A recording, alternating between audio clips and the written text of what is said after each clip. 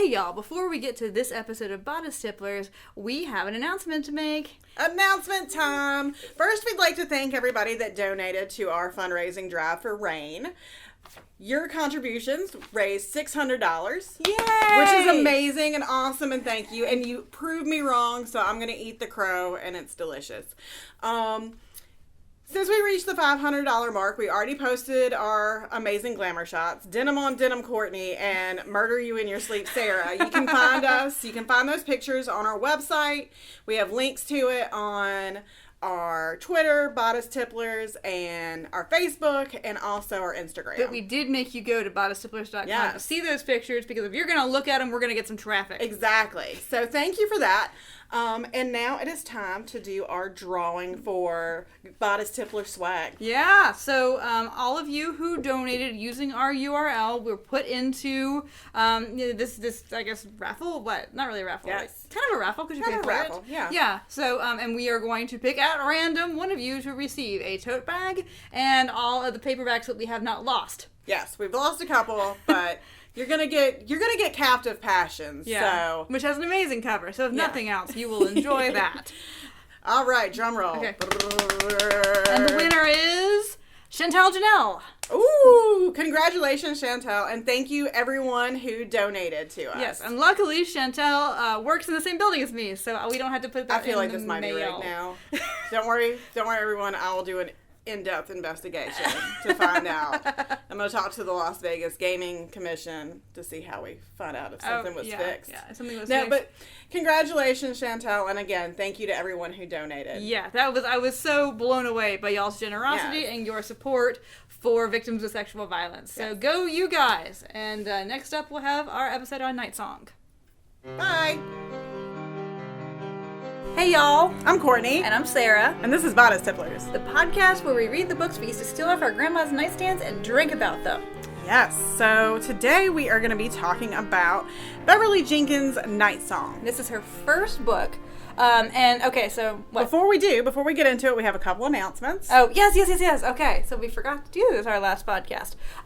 We are still running our fundraiser. And we are over halfway there. Thank you, famous person Dana Gould, but we still need you guys to donate, because if you donate $500 between all of y'all by March 1st, we will reveal our glamour shots. They're doozies too. They're amazing. And also, if you donate any amount of money between now and then, you don't have to donate the whole $500. Well, we are running a drawing, so everybody who donated at all, you're entered to win. You'll win a bunch of the paperbacks we've been reading and a fun tote bag, which we will send to you.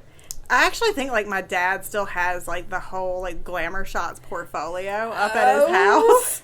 So next time I'm up there, I'll have to see and be like, let me find the best one. Because I know my best one. Isn't it amazing, putting a bustier on somebody who has nothing to boost in eggs? I look like a 40-year-old divorcee who is going to Branson. That's what I look like in mine. I look like I'm in the show in Branson. It is amazing, y'all. So if Dana Gould wins it, do we send a tote bag and a bunch of shitty old romance novels to a famous person? Yes, and then we autograph it.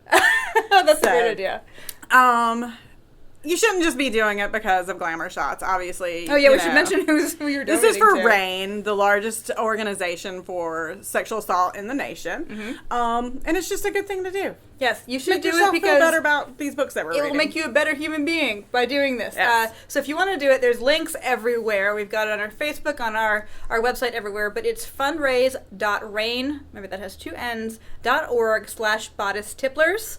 Or if you go to their website, you can search for us. The only way, you can certainly give, without that, but the only way that we'll know and therefore be able to put you in our drawing is if you go through that link. And again, you can find it at our website, bodicetipplers.com, Bodice Tipplers on Twitter, and Bodice Tipplers Facebook and Instagram. Yes, anywhere. Or you can email us at bodicetipplers@gmail.com, and we will tell you how to donate.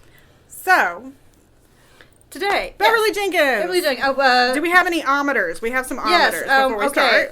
So the rapeometer for this book, as set at 0. However, there's a couple things to warn you about. This is a book about an African American community in the 1880s. So everybody in it has a terrible story to tell, and some of those stories are, of course, violent, and some of them do have sexual assault in them. Right. It just like starts out with a lynching. Yes, so it is a little bit violent, so if it's something that maybe you don't want to listen to, go to And there is a miscarriage, but it's kind of a romance novel miscarriage. It's Right. not, Yeah. visceral, but yeah, Exactly. somebody does lose a baby. But yeah, on the whole, you will be fine with this. This is a 94 romance. So this is much more in terms of, it's in tune with modern sensibilities. Right. Nobody gets their dick burned off, which frankly... That's always kind of upsetting. I know. Again, like we've talked about previously, I feel like my baseline's been reset. the crazy books are kind of, I'm like, I don't know what to do if something clearly insane doesn't happen. I don't know what to do with myself. So this book has plenty of plot and some bananas things in it, but not bananas enough for me anymore. Yeah. So, but we had to pick a 94 book because this is Beverly Jenkins, and you can't talk about African American romance without talking about Beverly Jenkins. Beverly Jenkins is amazing. She essentially created the genre of African American historical romance. She did. And Beverly Jenkins, again, kind of a woman after our own heart, started off as a librarian. She worked at Michigan State's University's Library Circulation Department. She would read articles from the Journal of Negro History, now called the Journal of African American History. And I think that kind of helped influence her. And she started, like Sandra Kitt, who we discussed previously, she started writing for fun. Published books. Yeah, so kind And of she's cool. still writing, by the way. She's still very, a very juggernaut. active. Yeah. A lot of her books have been made into, she's kind of taken on like some of those Lifetime movies. Oh, yeah? And again, she's like a Twitter demon. She's awesome. So follow her on Twitter. So the funniest thing about her on Twitter lately is the author, and I don't know if y'all were following this bullshit, but so the author of Children of Blood and Bone, which is a kind of a very hot young adult book, recently accused Nora Roberts of stealing her title, which A, Blood and Bone is not an uncommon title. B, Nora Roberts' book, if you know anything about the publishing industry, was obviously in the works before, the book even came out. So all this, it's not, and nobody would steal from Nora Roberts because Nora Roberts has enough money to buy the moon, okay? Yes. But, so, this young author was going after Nora Roberts on Twitter, and Beverly Jenkins steps in on Twitter to respond to somebody who was saying that, y'all need to step back because this woman is writing about her culture, and and Beverly Jenkins, it's not about culture. And some other fucking dipshit tells Bev Jenkins. This is Beverly Jenkins' tweet about it. LOL, oh Jesus, some little clueless child just accused me of hiding behind my white privilege. She said, oh, your white privilege is showing, is what she tweeted. Said, LOL, talk about not knowing anything about publishing. I asked if her name is Jon Snow. And had the nerve to be all serious and shit. Her dumb ass better act somebody, Lord. So, again, follow Beverly Jenkins because she talks about really important issues, and she didn't even have to take the time out of her day to school that little bitch. But she did anyway. She's that generous. So, she's great. She's just amazing. She's brilliant and we just love really her. cool. Yeah, you should follow Beverly Jenkins. all right, so before we get started with this, what are we drinking today? Well, what are you drinking? That looks terrible. I bought something called Old Camp because they talk a lot about camps and stuff in this.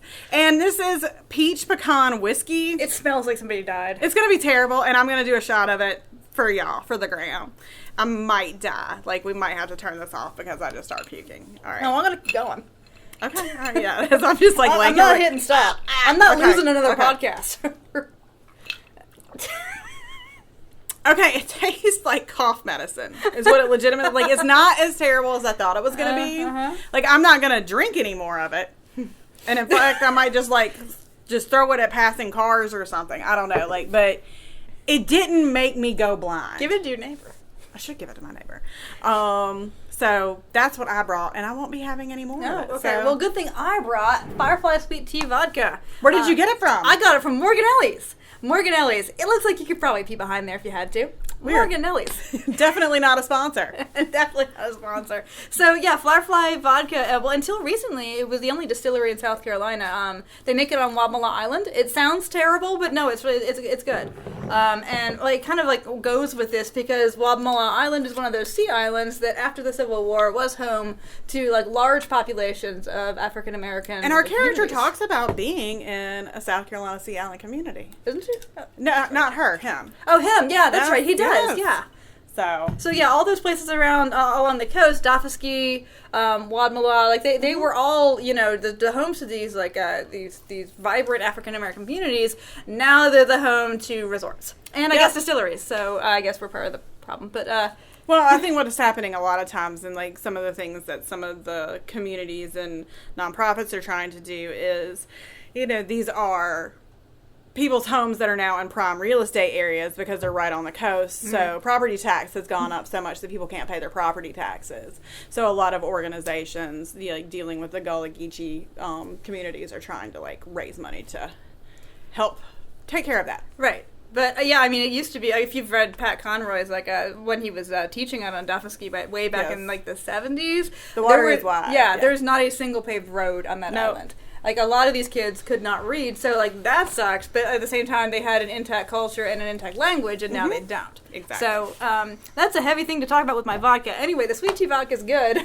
It's a dangerous vodka. It is. Oh, you need to look out for this shit. You will end up in trouble.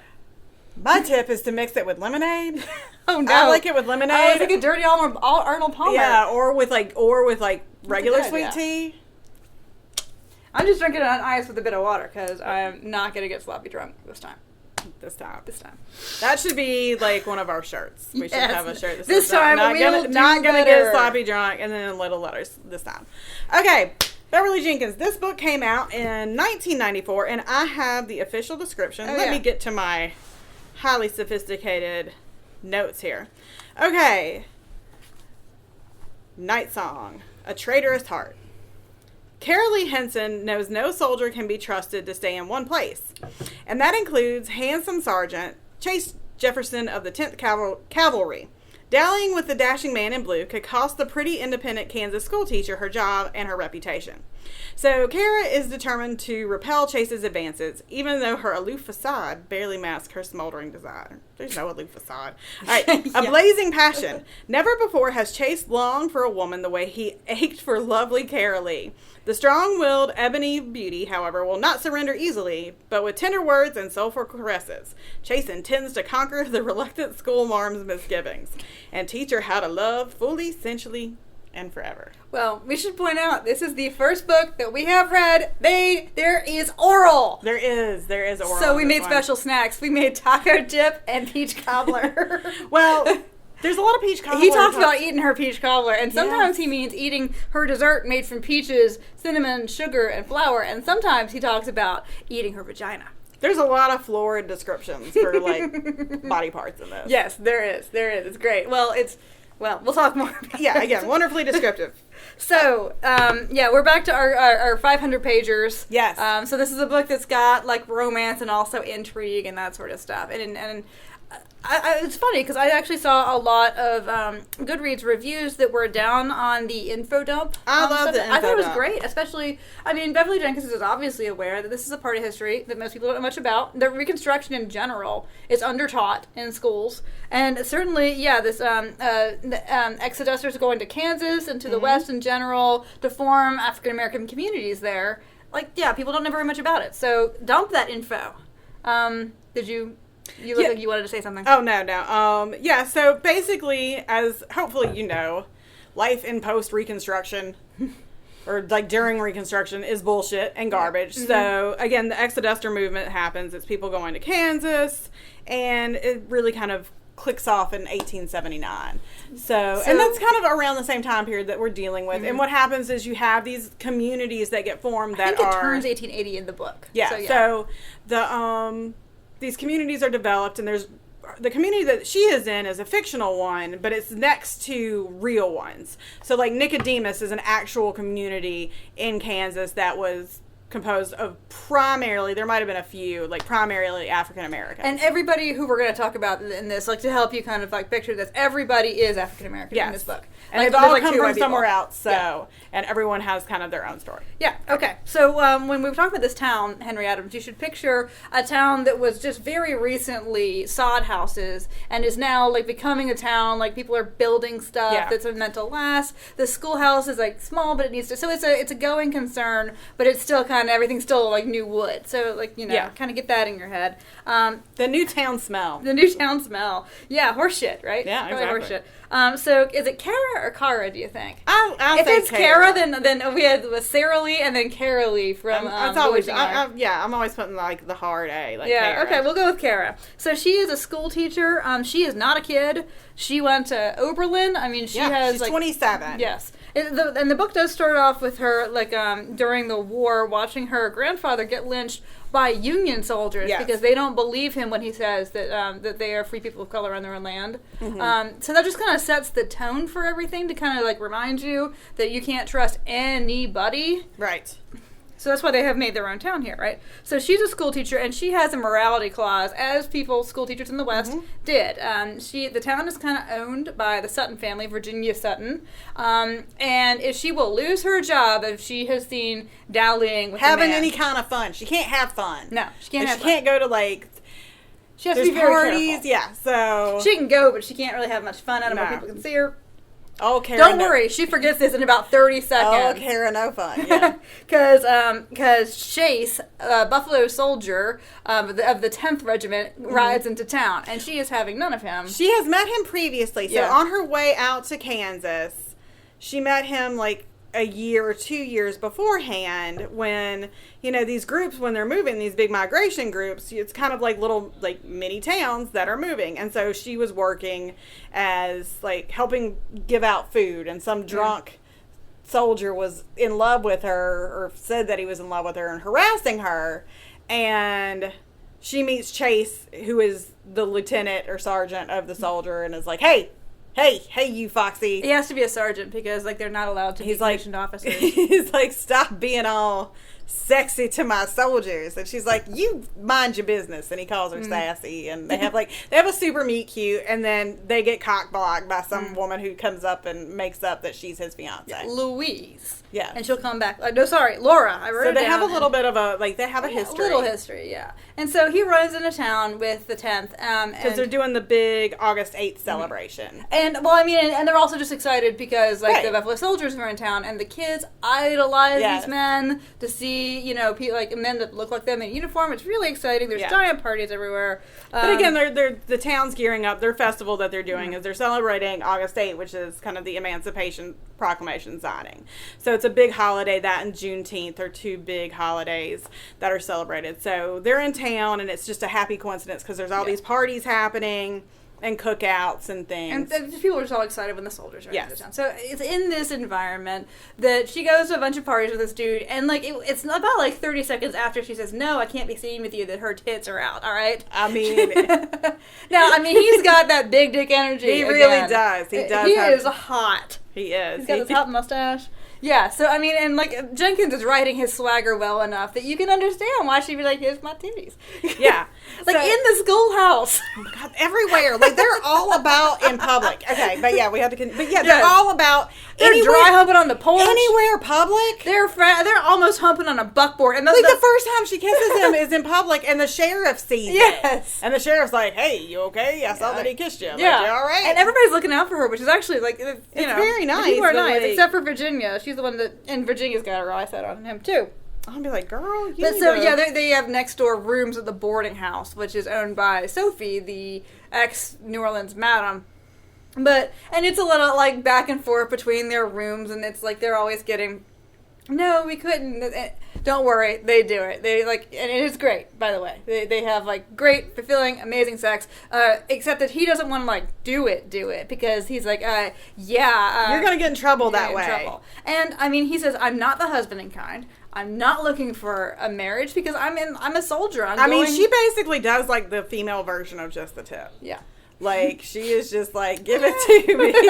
Like, she jumped him. She wants that super dick. Thirsty. Dick appointment. She, like, writes it in her calendar, and then she goes and gets that dick. Cara she's going to have it. She's going to get it. So, and she does. So then he comes, I think he comes back in and out of the town for... You know, he's on like about a year. Missions. Yeah, but then all of a sudden, she's throwing up a lot. So everybody knows before she knows that she's knocked up. And what she decides to do about it, because she knows he doesn't want to get married. She knows that he will marry her. She loses her job. Yeah. And so her plan is to leave and not She tell her. like goes to California. Yeah. I don't know if she realizes how hard that's going to be, but she's ready to go. And somebody else writes Chase about it. So he comes back in like a fury about it. But meanwhile, she has run into, and this is the point where we're running into trouble because we lost the book. And Virginia Sutton's son owns the saloon brothel. We're going to call him Nate. He's 19. He has gray eyes. I have no idea what the fuck his name is. We're going to call him Nate. And if he's not Nate, then we're sorry. It's whatever it is. But let's just like say that his name is Nate. Yes. It might be Nate. It might not be. It might be John. I don't even know. But we're going to go with Nate. Nate. So she runs into Nate. And Nate thinks now that she's a fallen woman that he could just have her. And so they struggle, and she falls off his horse. Yeah. She gets seriously injured, and she has a miscarriage. Right. So when Chase gets back into town, she is feverish. She's out of it. She's comatose. So Chase, he's furious at her, but takes her over to the hotel, marries her without her consent. This is the most insane thing, y'all. So he's dying, I guess? He gets the Reverend's wife.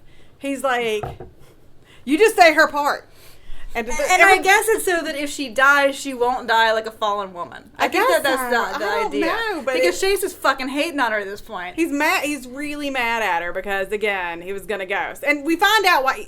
And I will say, like, he has reason to be mad. And it makes sense. When we get to that. But yeah, so he's like, hey, lady, you're going to say this part. I know she's in a comatose, but, like, yeah. And so she just go along with it. Like, she wakes up and he's like, we married, and she's like, we can't be married. I've been passed out. Like, and he's like, nah, I got this lady to do. But fuck you anyway, because she's like, he's still really mad. Yeah, at her. He's so mad at her. He buys her a house. Yeah, I wish people would be so mad at me. Like, it's just like buy me property, right? Yes, a fully furnished house. Yeah. Like, it's got all this nice stuff in it. But it does matter that it's kind of outside of town. And a little inaccessible depending on the weather. So, FYI, keep that in mind.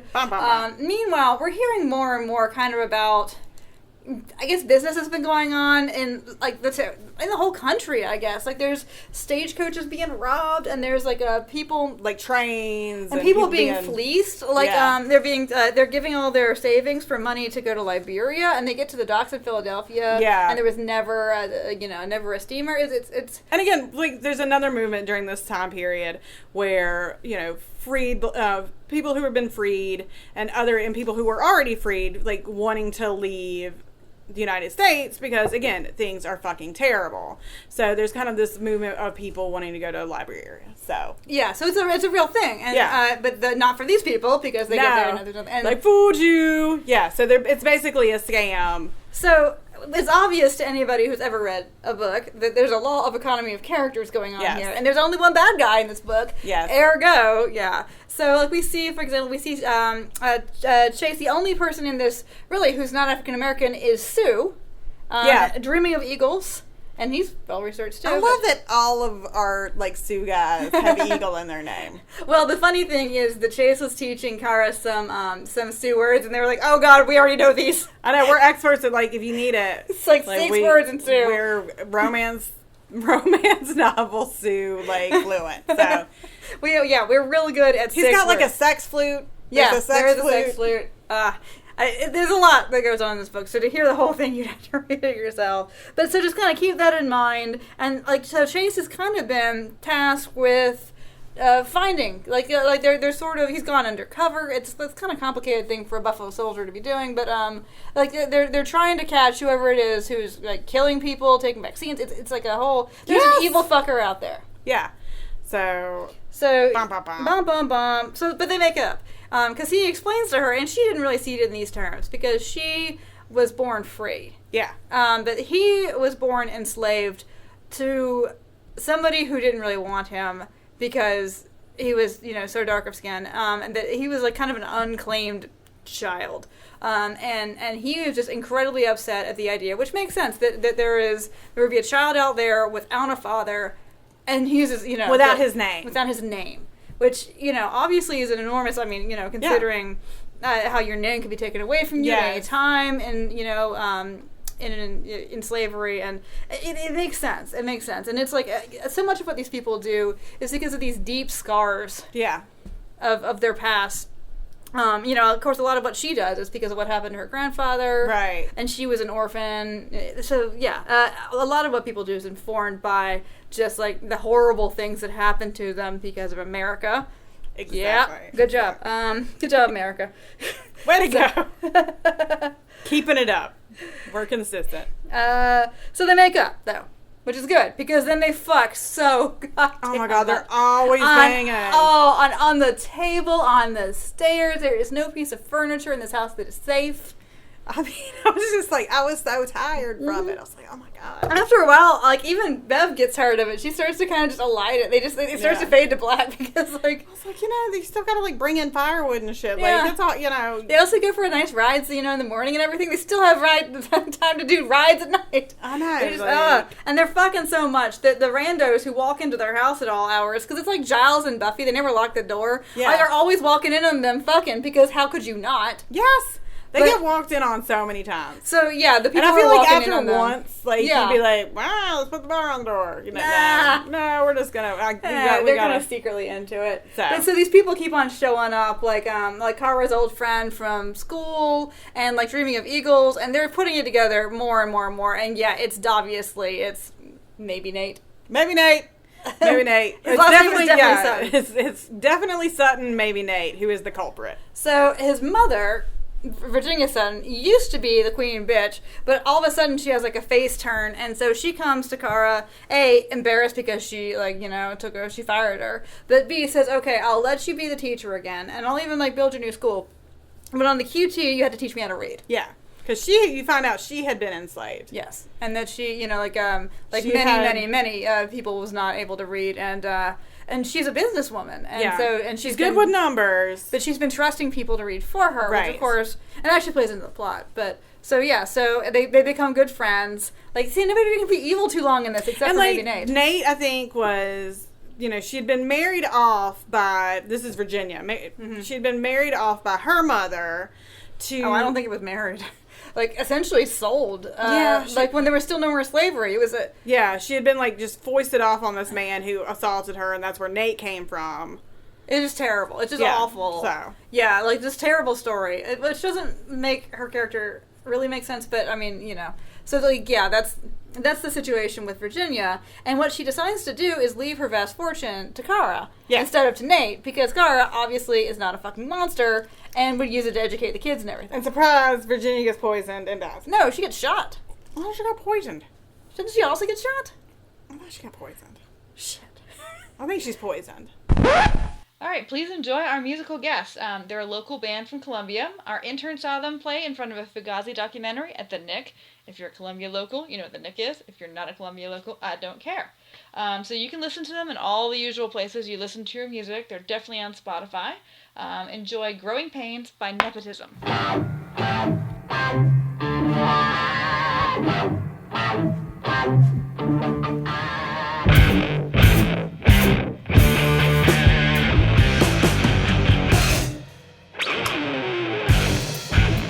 And I'm just being honest.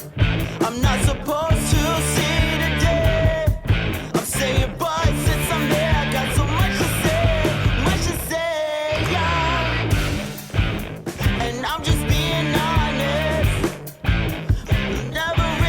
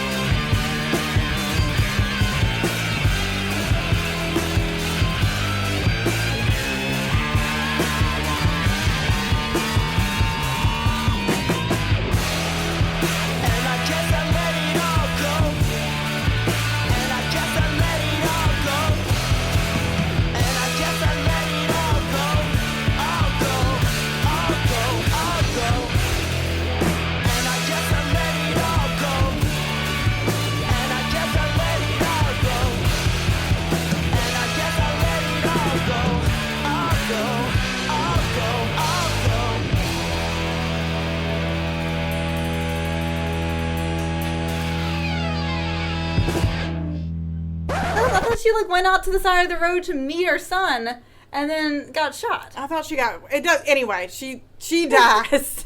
She dies. She definitely dies, and then it all comes to a head. Nate, maybe Nate, is in league with good old Louise from Laura. Yeah, Laura just pops back up in that amazing romance way that they do, where they're like, "Surprise, I'm back!" Inexplicably, somehow I got here in a whole vast nation of other people. Yes. Like, this is the person that comes back. So Yes. she's now engaged to Nate, who is like duping her because he's obsessed with Cara. Like everybody is. Yeah. This is something that happens in this book. And so they come and they kidnap Cara and shoot Chase. But he doesn't die. And so he hauls himself and like to follow them, and they've been like hiding out in like these dugout houses and all, and Cara has like some good plans, but none of them come to anything because she thinks like maybe she can work on Laura and but no, he just like goes out and strangles Laura because. Wow. This guy is bad news. Right. But eventually, like, they do catch up, and Chase comes in, even shot, and, like, that gets a gun held on him, and Cara has the other gun, and he's like, "You won't shoot me," and she will. She straight up it was pretty awesome. Like, she looked him in the eye and pulled that trigger. She did. Cara was kind of, she straight up shot him. And then, they go home. And they all live happily ever after. Yes. So, that is our plot. It's again, like you said, if you took out all the sex scenes, this book is probably 250 pages. Like this is by far the most doing it book we have read. I mean, they do it in the school. Many times. They do it on like a porch. They do it on a buckboard. They do it in a buckboard. They do it on a picnic. Like these Would two. you go do with a fox? Yes. These two are straight up like love the thrill of being caught. Yeah. Like, that is their... Well, they get it, too. Everybody comes and everybody's like, God damn it, these two again. Like, here they go. Just fucking in a field. Like, should have been the name of this book. Just fucking in a field. Because they are just straight up fucking everywhere. Every piece of furniture in that house. Oh, my God. It's like they're just sitting there eating dinner. And he's like, "Hey, come here. I here. want to eat some dinner. I want some dessert." Yeah, like, let me put my dick in you while I'm eating. Like, no, like, come on, y'all. You gotta get tired. Like, you've gotta be tired. And then we get chafing. And they didn't have, like, modern lube, right? No. But I guess, like, he's so good at it that that's not a problem. Oh, Lord. Yeah. All right. So, I guess it is question time. Question time. All right. So, number 1, bastard to bay ratio. I liked him a lot. I liked him a lot, too. I still... Gray Eagle is still number 1 for me. Like, I'm so ashamed of that. I'm so ashamed. But well, you need to read the rest of those books, all 9 of them. But Chase does have... Chase is hot. He's got big dick energy. And his bastardy, he's not a bad guy like some people are, but it makes sense, and he's straightforward. He's just honest. He's like, look, I'm not going to live here because I am in the military. I'm in the army, bitch. Like... He's got a mustache. They talk about that mustache a lot. His mustache. Which is weirdly not on the cover of the book, the version that I got. Yeah. So, like... There's no mustache there. Yeah. Sex scenes and descriptions of Chase's mustache take up, like, 300 pages of this book. There's one point where she's like, "You and your Yankee mustache, get out of here." And I was like, this is the best insult. I love it. So, yeah. Like, there's a lot of talk about... Like, she doesn't write it, but it is essentially put in there, like, mustache rods, So, yeah, Chase, he is pretty hot. He can get it. Yeah. He's not terrible. He's not mean. Like, he's honest about stuff. And he's just super sexy. There was that scene in there where she had broken, because of course people are always getting hurt in these books and have to be doctored. But she like sprained her ankle, and he's like bathing her in his room, but like he's got all the lights off because he's like respecting her privacy. Yeah. He's behind a screen and he's like smoking, looking out the window, and it is fucking hot, y'all. Yeah, he is super. I put him at like I'm gonna give him like a 7.5. I mean, I would agree. The only thing is that he wasn't... he almost doesn't fit in our bastard rubric because, he's not really a bastard. Yeah, he's not that kind of, romance novel flashing eye guy. No. He's like just a super, like... He's just very real. He's straight up. Yeah.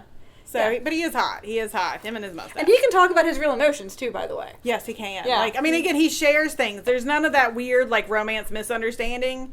Like, because they'll talk shit out. Yeah. Like, they definitely talk shit out, which is nice to see. No, I mean, it was... I mean, he was irrationally angry at her. No, I mean, when I mean, he is a little bit of like, a bad. I almost died and I lost the baby, and he's like, "Fuck you, you're terrible. I bought you a house." Yeah, I mean, I don't know. You're sleeping down the hall for me for about 5 seconds. 5 seconds, yeah. Like, he doesn't stay mad. And again, I guess, he does marry her without her consent. Yeah, but then they do it again. Yeah. Yeah, they get married for reals. Okay. Realsies. Question 1.5, the Bechdel to bitch ratio. There's a lot of good female friendships in this. There is. There's lots and lots of women that she has different. Yeah, in addition to Virginia, who we talked about, like, she's really good friends with the owner of the boarding house, Sophie. Mm-hmm. He used to run a brothel in New Orleans. And, like, Sophie, I was like, oh, this bitch is awesome. Like, apparently rode down the streets of New Orleans naked on a horse on a day. Yeah, they have these great stories, yeah. So she's awesome. And then there's these, they just call them the three spinsters. No, they have names, but I don't remember what they are. Yeah, they just, like, call them as a collective, the three spinsters. Or the three spinsters. So there are a lot of good female friendships in there. And she gets to be friends with Virginia, although I still call bullshit on that character evolution, but yeah. It's great. So yeah, it was she had a lot of good friendships. So number 2, how racist is it? The book is not racist, but it is certainly dealing with a no. I think what's interesting about this book, again, the book's not racist, is, and again, if you've listened to the one that we did about Adam and Eva kind of is, it's a book about an African American couple that is not explicitly about an African American couple.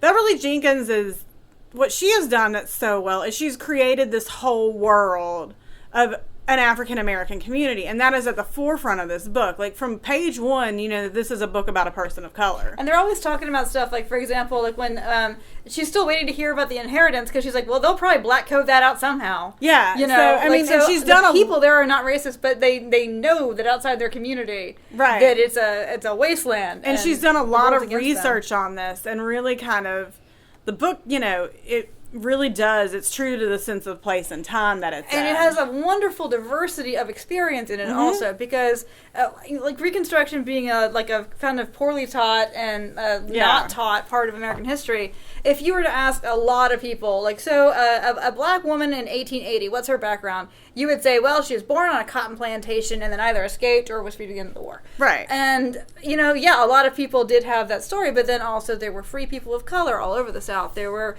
free people in the North. There were people who were enslaved but in cities. Yeah. The University of South Carolina is built on slave labor. Exactly. So so all these people come from different places, different social strata, different experiences, and they bring that, and their backgrounds are always like a heavy part of how they act and the way they are. I mean, it's a well written, smart. And it is nice to see in this book too, because you deal with the diversity, like you said, of like backgrounds, but also just the people within themselves. That not everybody there are a wider range of like where people are specifically from, that kind of stuff too, and deals a little bit with There's a different level of education, which is a really big deal. Yeah, and talking about like even like a little bit of colorism that goes on within an African American community too. It touches on that. So good job, Bev. Yeah, I think it's really important for people of other ethnicities, diversity, to read these books too. And I'll admit, before we had read these, I had read books where one of the protagonists, romances, where one of the protagonists was African American, but I had never read any where both of them were, because quite frankly, they are not marketed to me. Yeah. And there's a whole, and like it's fascinating. One of the things that I've seen like in looking at books and stuff is you don't get a whole lot of like, let's say an Asian male lead with a white woman. There is a whole subset of like Alicia Ray has one of those. Yeah, like Asian male or Asian leads with like Asian heroes and like black heroines. So it is kind of like this interesting subgenre. But yeah, like for Beverly Jenkins, she's really kind of cross boundaries, and like we said, like she's making movies with these now. She's kind of the big name. Like when she was starting out, she must have been telling all of her friends, like, okay, I'm going to write a romance novel, and it's going to be about black people. And they're all like, yeah, that sounds awesome. What's it going to be about, like doctors and lawyers in like Brooklyn? And she's like, no, I'm going to write historical. Yeah. And they were like, oh, really? And it is really great to see because, like, it is, making stories for people for a long time weren't given voices, weren't given identity. So. Right. This is a history for people who have, in many ways, lost their history. Especially when she's talking about, this particular part of history, which is, really underknown. Okay. Would you mind if someone slapped the heroine? Yeah, but I think she can handle it. I think she just slapped him back. Like, she's pretty tough. Yeah, she does get, so in the book, there's a portion, like, there's a part where, again, they've had this big celebration and the school children have done a little play. And one of the boys, like this school bully. The boy who drinks. Like, he's drinking in the saloon. Yes, this boy takes one of the, like, scabbards or something and throws it in the church privy. And basically the entire school jumps on him. It turns into this big fray. And Fight. She goes in there. And she's pulling kids off, and she gets, like, an elbow thrown to her eye. And, like, she doesn't even stop. Like, until she gets the fight done. And Chase is there and has, like, a steak to put on her eye. Oh, yeah. It's very cute. I hope he eats the steak, though, because that seems like a waste of it. It does seem like a waste of steak. Okay. Would your 12-year-old self have dog-eared any pages? Did we do authenticity? Or did we... Oh, that's our next one. Oh, I'm sorry. Yes. But then my 12-year-old self would have eventually even gotten tired. Oh, my God. Like, it is, like... She's super descriptive. Yeah. And I think, again, it's important for the descriptions because... It's about her black body. Yes. And like, so... It's not... You could not mistake this. You would not be confused. Like, Homegirl has, like, a blackberry bush. Yes. Like, that's one of the things that they use. He's always going exploring down there in that blackberry bush. So, her thicket. I'd have been like, whoa!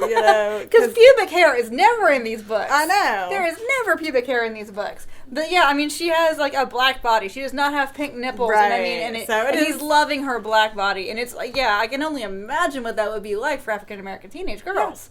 To like, because like that is not what the rest of these books are like. So, but it is very descriptive. And yes, I would have half the book would have probably been dog-eared. Yes, exactly. Eventually, the book would have been 3 times the size. Because like we have actual like penis. Yes, there is penis in this. And again, it's a 94 book, so. Yes. Very different. But yeah, they are explaining how this works like, to you. Slot A goes to slot B.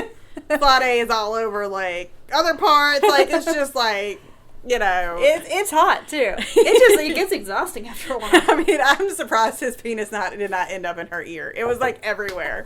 That penis was just, like... Well, there's no anal. I wonder how far into the future we had to read before one of these has anal in it. That's our next research trip. It's like, what's the first book that talks about It's anal? probably, like, a weird tiger. Yeah, oh, God. Or some kind of, like, weird sexual assault thing that would have to deal with. Oh, God. Okay, what is the CW level of authenticity for this book? This book has a bibliography. It does. I love it. It's amazing. The history nerd in me, I was like, yes. So. And so, like, that's why I didn't understand why. I thought that the info dumps were well done. Yeah, and I think it is important to have, especially in this book, where you're dealing with a time period that's not well known. Because otherwise, people would have been like, why are they in Kansas? Yeah. So, and I think it's important. I mean, and I think also there's this, and again, you've got 2 white middle-aged ladies talking to you about this. We're not middle-aged yet. So take it with that. But I think it is like this, this important... Pre-middle-aged. This you've got 2 white pre-middle-aged ladies talking to you about it. So take it from, like, our perspective, which really doesn't count for shit. Yeah, you can ignore this happily. I think it is important, and I think what she was really trying to do was create this authentic sense of place. And again, like we said, for creating books for people who didn't have their individual stories told and their individual identities. Again, people who were enslaved were basically just, that's what we talk about them as an enslaved population. That's their narrative. That's the story that they get in history. So it's important for these people who were formerly enslaved and also these people who were freed blacks but dealing in a very oppressive society to have their own story and to get it right. And so I think that's what she did. And essentially, in a way, she's kind of reframing, like, Little House on the Prairie because, like, if you grew up and that was kind of all you knew about westward expansion, if you read about sod houses on the banks of Plum Creek, if you, like, thought about new towns and what you're thinking of as Laura Ingalls Wilder, that this is a great reminder, you know, that like, lots of people went west. Lots and lots and lots of people went west. Okay, so let me see. How much are you judging your mama? Not at all. I'd be like, damn. I know. But I promise you she wouldn't have read it. Yeah, Mama was not reading this book. But if she was, I'd been like, this is pretty aces. Yeah. So, no, I would not judge anybody for reading any of these. These are great. They are super fun. Okay, and then our last question is, what kind of booze is this book? Well, everybody in this is practically a teetotaler, except for probably Chase. But yeah. I think, Cara can't drink because of her, claws. And Sophie's getting down, though. Sophie's got that little, I can see Shaking her nips. I can see them having, homemade, infused peach brandy or something. Oh, yeah. Yeah, yeah, that's right. Like, they're kind of like the wines you grow from native plants. Yes, exactly. Dreaming of Eagles probably had some sort of native plant, distillery going on. I was kind of He was really nice. Dreaming of Eagle would get a book. Well, he might. I mean, I think this is only, I think that there are sequels to this, aren't there? Well, he already had a wife, though. Yeah, well, they can have a romance.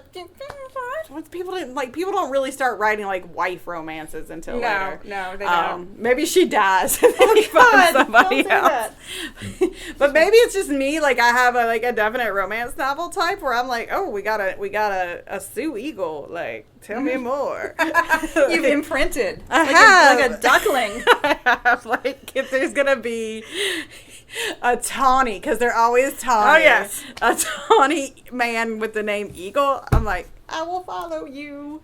So. This is our first, the ones that we've read here, not for February, but in February. Yes. The first time that they've gone past tawny. Yes. I mean, and you get really great descriptions. So, on the whole, it was it was a fun book to read. It felt like a first novel. I mean, Yeah. I bet that she's writing tight now. Yeah. So I should read, I think she just put one out, this month. She did. I can't remember the name of it, but we will post We'll a link. link to it, Yeah, yeah. we'll link a link of And her she's books. also very active on the romance convention circle, so she's easy to go see Yes. in person. And I bet she's a hoot. I bet she's Yeah. awesome with awesome insights, and I bet she's really funny. So you should probably go see. Because I noticed that she was at something in Atlanta not that long ago. Yeah. Yeah, a regional convention. You should. So, what we've got coming up, the 3 books that we're going to be doing. We're doing March Madness. March Madness. So, we're going to be doing the V.C. Andrews seminal classic that every girl I know. And somehow we didn't. And I do have a very fond, I might have to get my friend to write a thing. My friend Sarah, not this Sarah, my friend Sarah was obsessed with these books. And I have the best memory of her and I. We were in this program in England for graduate school, and we just sat in this idyllic English park on this estate, and for 2.5 hours, she recounted the entire V.C. Andrews Flower in the Attic series. So I haven't read them, but You feel like you have. I know them. Yeah. So I'm really looking forward to it because, again, she loved these books so much. And we're reading, my husband, our intern. Intern Wallace has put up a poll on CollinsPortHistoricalSociety.com asking which Dark Shadows book we should read. Yes, and it's also on Twitter. Yeah, so I don't know how that's going, but we're gonna read whatever. But we can't read the one with the aliens because they've already talked about it way too much. Yeah, so no alien ones. But read that, and we're also gonna read Imzadi for all of our Star Trek fans. So. I already apologize because you're all going to be writing me because I'm going to be I don't know. I believe they call it adding you now. Don't they at you instead of writing Yeah, you? don't you add, y'all are going to be adding me because I'm going to be lightsabers, Yoda. I have a Star Trek tattoo. Spaceballs. So that should be super fun. So all of those are either out of our genre or out of our time period. Yes. And, well, God, I hope we can't call Flowers in the Attic a romance. Ugh. Oh girl, you got so much to learn. So that's going to be super fun, but that's all happening in March. And one last beg for money. Yes. Please give to our fundraiser. The link is everywhere. It's everywhere. On our website, on Facebook, on Twitter, on Instagram. Give before March 1st if you want to see these glamour shots. And by the way, we're not going to pull that shit where we're like, oh, that's close enough. Nope. $500 or die trying. And again, because somebody did half the work for you sons of bitches. Yeah. You guys really only have to raise 240 something, and I don't think you can do it. Yeah, Courtney totally doesn't think you I can don't do have it. faith in you. And so I'm kind of looking forward to the told you so. Yeah, and Courtney doesn't want to share her glamour shot. No. I do not. She's requiring that we put up pictures of ourselves that are not our glamour shots. Because I don't want this to be the only, notion that y'all have of what I look like. I'm the vain one. I'm obviously not. So. You should see how I go out in public. It's amazing. We should really just put up the pictures and be like, guess who's who? Yeah. Like a series of pictures, be like, which one is this? Yeah. Which one is most likely to wear, a Hobbit sweater? We already know the answer. We already know the answer. Okay, y'all. Thanks for tuning in, and we will see you in March. Happy March!